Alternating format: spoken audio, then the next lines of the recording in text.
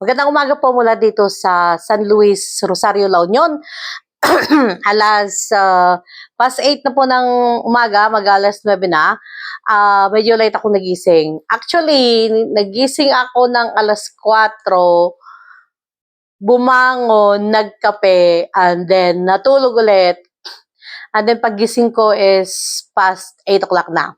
So, anyway, bumabawi sa mga pagod at puyat. Kaya, well and good.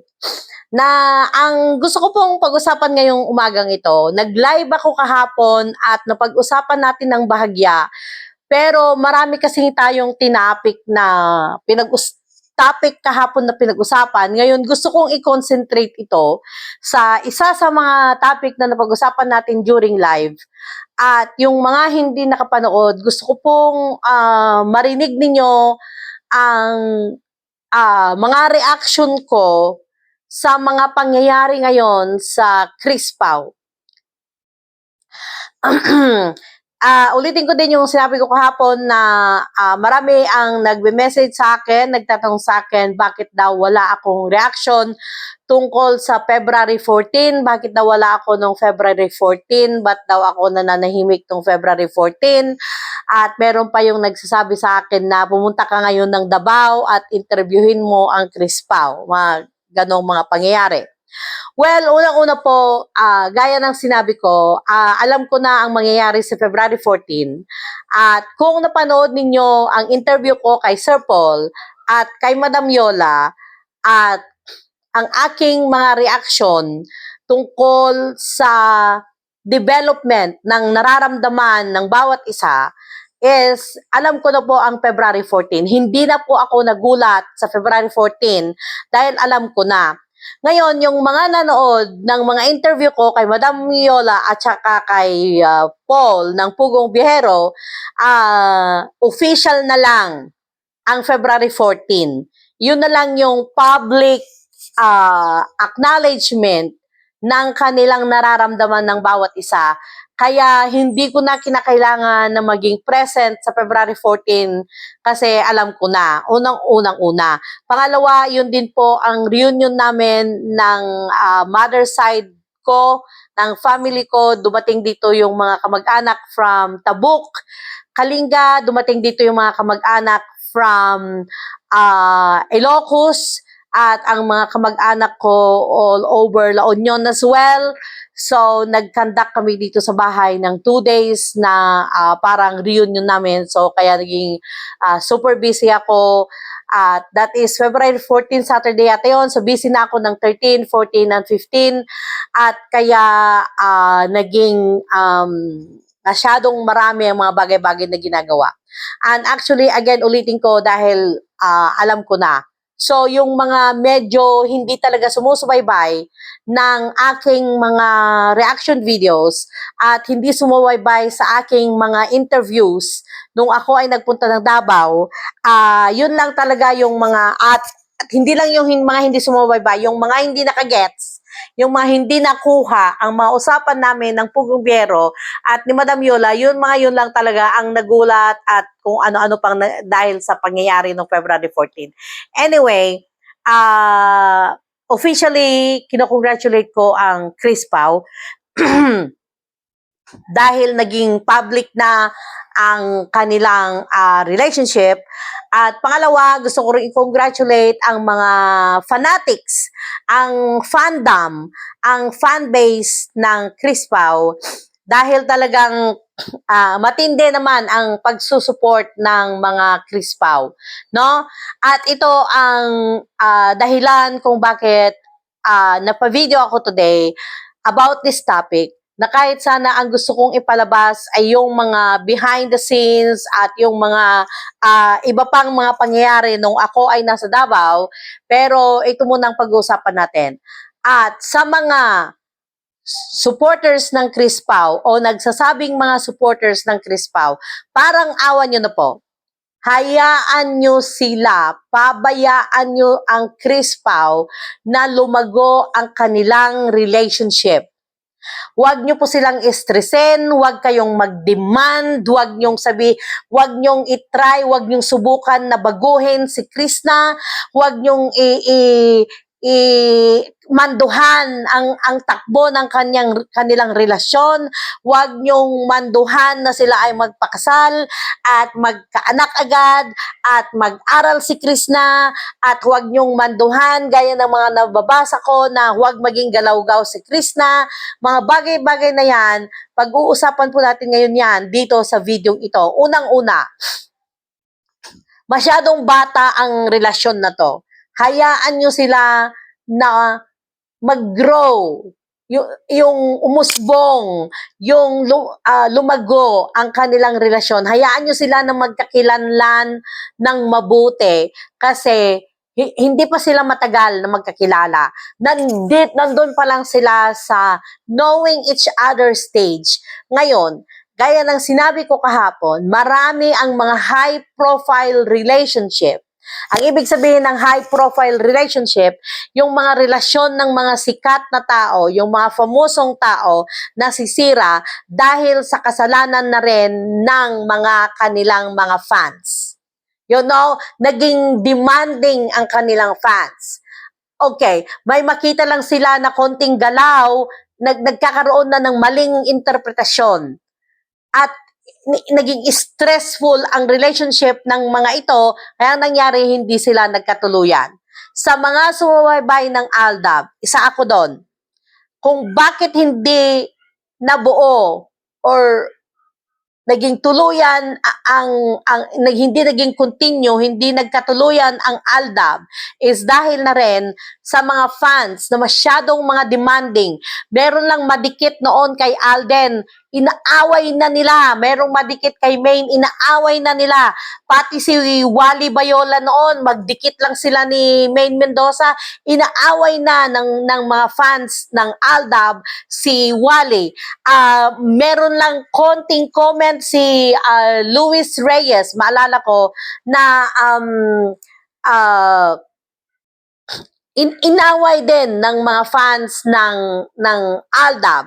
So naging sobrang maliit ang mundo nila, at alam ko na asar noon si Maine Mendoza, at kaya naputol ang Aldab, no? Kaya the more kasi na nag-demand ang fans, the more na nagrebelde noon si Maine Mendoza na kasi sumobra na ang mga fans ng Aldab. So, parang ganun na ngayon ang nakikita kong nangyayari sa Chris Pau. No, kung gusto nyo talaga ang Chris Pau, hayaan nyo sila, huwag kayong mag-demand, huwag nyong ipilit na magpakasal na sila, huwag kung ano-ano ang hinihingi nyo sa Chris Pau. Hayaan nyo sila, pabayaan nyo sila, support lang kayo, supportahan nyo lang ang Chris Pau. Huwag kayong mga nagdi-demand, huwag kayong mga pakasal na, kinakailangan nyo nung magka-baby, dapat magpakasal, dapat mag-aral muna si Krishna. Ayan, pag-usapan natin tungkol sa pag-aaral ni Krishna. No, nabanggit ko ito kahapon sa aking live. Hindi lahat ng nag-aral is successful sa buhay. Hindi ko po ibig sabihin na huwag mag-aral. That's not my point. Ang point is, meron talaga, kahit pa yung mga, again, like I said, si Steve Jobs, na isa sa mga creator ng Apple, hindi siya nag-graduate. Drop out siya ng college. Pero anong nangyari? Nakita nyo naman, naging super millionaire siya. No? Kaya huwag nating ibase ang estado ng buhay ng isang tao dahil sa kanyang pinag-aralan. Hindi po lahat ng nakapag-aral hindi po lahat ng nakapag-aral astang edukado, at hindi lahat ng mga hindi nakapag-aral basagulero. Naiintindihan niyo yung ibig sabihin doon sa part na yon? Now, huwag niyong i-demand, huwag niyong pilitin na baguhin si Krishna. Ay, huwag siya dapat maging galawgaw, ganyan. No, wag. Unang-una, kung anuman si Krishna, kung anuman ang pagkatao niya, yon ang nagustuhan ng pugong biyahero. Personally, yon ang nagustuhan ni Paul, Joseph Tesalona. Okay po? Kung ano ang personalidad, pagkatao ni Chris na mahusay, yon ang nagustuhan ni Paul Joseph Tesalona. Kaya huwag niyong piliting baguhin kung ano man sa tingin ninyo ang mali sa mga galaw ni Krishna. Gawin nyo yan sa inyong mga anak kung gusto nyo, gawin nyo yan sa inyong mga asawa, sa inyong mga girlfriend, sa inyong mga boyfriend, pero huwag nyong gagawin yan kay Krishna. Leave her alone. Hayaan nyo sila. Suportahan nyo lang ang Chris Pao. Hindi nyo kinakailangan maging demanding. Hindi nyo kinakailangan maging stricto para sa kanila. No, let them be. Hayaan nyo sila. Kaya ako'y naaasar na tuwing may mga nakikita kong mga comment. Dapat mag-aral muna si Chris na bago sila magpakasal. Dapat magpakasal na sila kasi tumatanda na si Sir Paul. Dapat huwag masyadong maggalaw si Chris na, maggalaw-gaw si Chris na. Pagiging galaw-gaw. Hindi lahat ng galaw-gaw, ibig sabihin, masamang babae, galaw-gaw din po ako nung ako'y bata-bata pa. Naging what do you call this one? Nagbago na lang ang aking demeanor nung ako'y tumatanda na. Bata pa si Chris na. So, at walang masama sa pagiging galaw-gaw. Marami akong mga kakilala dito. Isa na yung, sige banggitin ko. Isa yung kaklase ko, anong nangyayari sa camera ko? Ba't nagkakaganon? Parang may dumadaan. What's going on? May kaklase ako at kababata dito na sobrang hinhin. Masyadong mahinhin. Malumanay kong magsalita. Mahinhin kong kumilos. Anong nangyari? Nakailang palit ng asawa. Iniwan ng mga anak. Nag-asawa ng iba. Ayun, iniwan ulit. May bagong anak ulit sa laki. Hindi ko sinasabing masamang babae siya. But ang ibig kong sabihin is, huwag tayong mapaghusga. Kasi kung minsan, kung sino pa yung mga tahimik, yun ang mga iba kong kumilos. Kaya kami, kagaya ko, na galaw-gaw, prangka, kung ano yung nakikita nyo, yun na yun. Walang patagong lihim na akong ginagawa sa likod ng kadiliman. No? Kung ano yung nakikita nyo, yun na yun. Kaya si Chris na, kung ano yung nakikita nyo, siya na yon. And again, nagustuhan siya ni Sir Paul na si Paul ay matalinong tao. Napakatalino niya. Alam niya ang kanyang ginagawa. To the point na ang kanyang mga vlogs, ang kanyang mga videos is talagang well thought of na make sure na wala siyang nasasagasaang batas, ang kanyang pagdala sa mga katutubong estudyante sa Manila, talagang he make sure na walang problema sa batas, na kasali ang DSWD and all that. Hindi siya sumasagot sa mga bashers. Bibihira at ang talagang sumasagot sa bashers niya is kung hindi si Madam Yola ay ako. So, igalang natin ang pinili ni Sir Paul, no? Sa mga ayaw dyan kay Krishna, igalang natin ang pinili ni Sir Paul. Kung talagang pugong biyahero supporter kayo, igalang ninyo kung sino ang pinili ni Sir Paul. Una. Pangalawa, igalang natin ang pagkatao ni Krishna dahil hindi po siya masamang babae.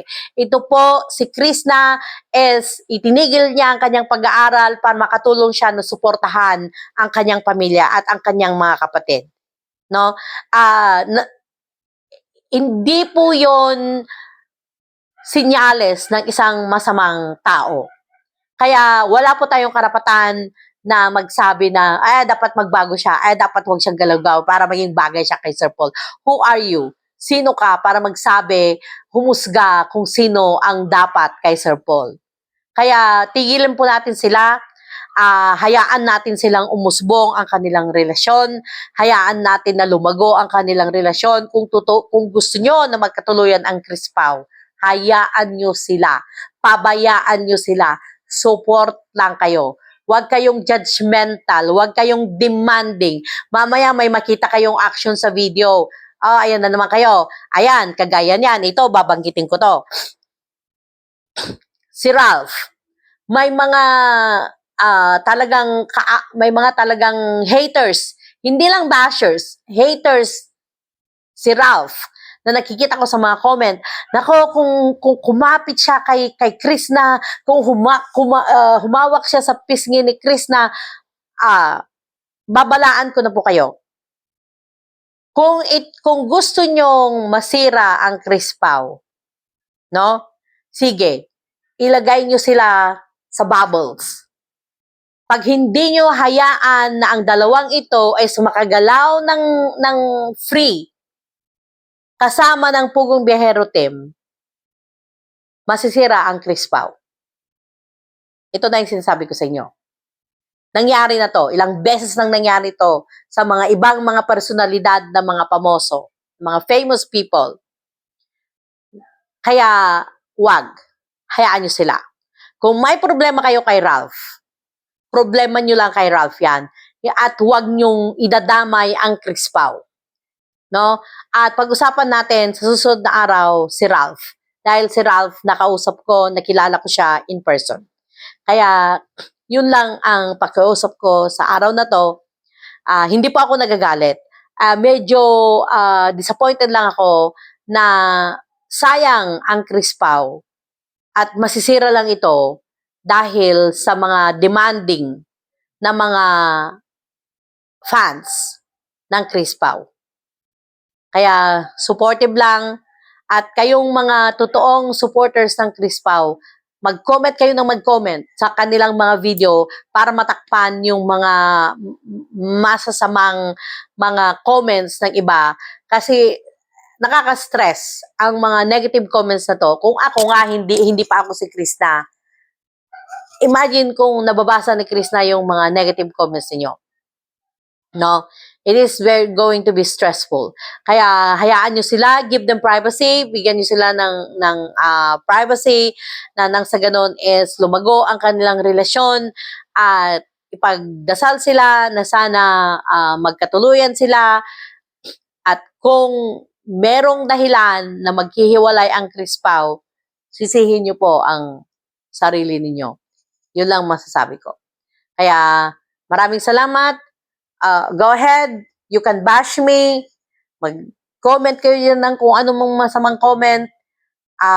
It's okay, I welcome negative comments. Meron diyang tumatawag sa akin ng dambuhalang, ano yun, tinatawag akong dambuhala ni Puging Barorot, yata yung pangalan niya. Go ahead, welcome, I welcome all negative comments. Engagement pa rin yan. Nanonood ka pa rin ng videos ko. So, I welcome you. Lahat ng bashers dyan, I don't care. Mag-comment po kayo kung ano gusto nyo. Basta ako, ipagtatanggol ko ang Chris Pao, ipagtatanggol ko ang Pugong Biyahero Team, lalo na nung sila ay nakilala ko. So, magkakaroon pa po tayo ng iba't iba pang discussion tungkol sa iba't ibang membro ng Pugong Biyahero Team na nakilala ko na in person. Pero lang yung mga interviews na napanood nyo na magkakaroon ako ng reactions tungkol sa bawat isa sa kanila. Kaya abangan nyo po yan. Maraming salamat po sa patuloy nyong panonood kay Nurse Nora at sana i-share nyo po ang video ito para mapanood ng iba at i-like nyo na rin po. Thank you so much from the bottom of my heart.